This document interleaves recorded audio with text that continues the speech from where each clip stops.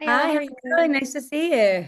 Nice to see you. I do like that we both have the wispy bangs Yeah. look both. This one piece is just like not going where it's supposed to, as is always the way with a friend, right? Like it's always Yeah, just gonna do what it wants. right in your face. To start, I love a murdery girl. I think it's so much fun because we rarely get to have a woman in a role like this. It's normally like men kind of doing this, and we as women tend to like that, like watch murder things. But I do Sure. like it with this. Rhiannon, she's the one that's kind of off the rails, and it's so fun to kind of see that descent for her as an actor. What was your favorite part of kind of getting to map that out and figure out where the break kind of happens in her?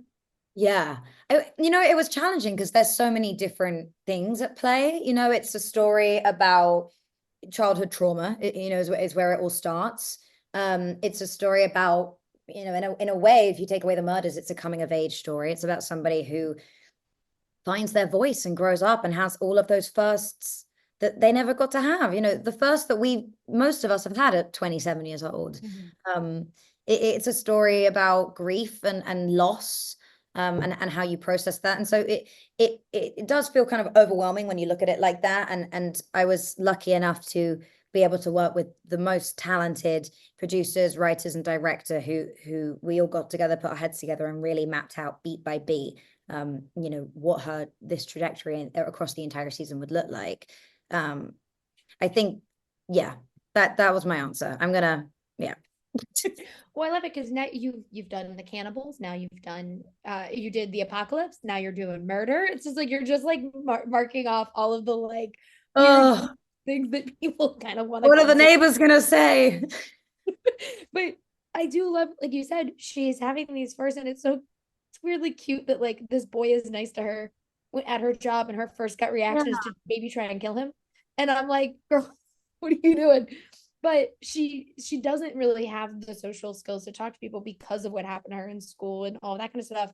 When you do have a character who is very in her own head, and so you have to kind of play both parts. What was the challenge of making sure, like, yeah, there's a voiceover telling us what she's thinking, but making sure we see kind of both sides of the coin that Rhiannon is.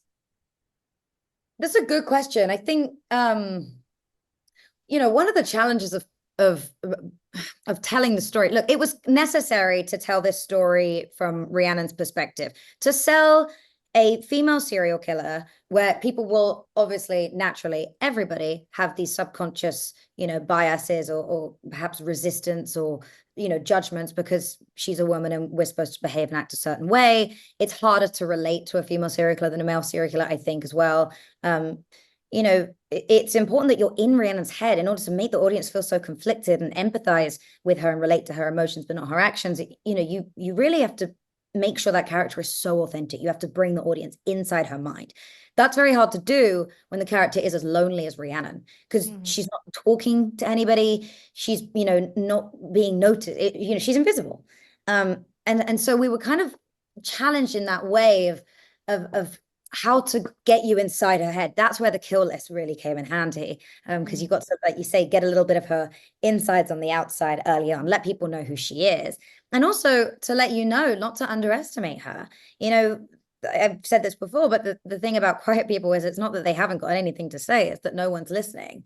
Mm-hmm. And giving her this narration allows her to speak when she thinks no one's listening. It allows the audience to kind of come into it with her from the start. Yeah, I love this show. I can't wait for everyone to get to see it. And I'm not just the only thing, but that first kill, I was like, that's kind of cathartic. Like that was like kind of a cathartic kill in this show like this. A I was like, lot of blood. A lot of blood. but thank you so much for talking with me today, and I can't wait for everyone to see Sweet Pea. Thank you so much. So nice to talk to you. Have a good Have a day. great one.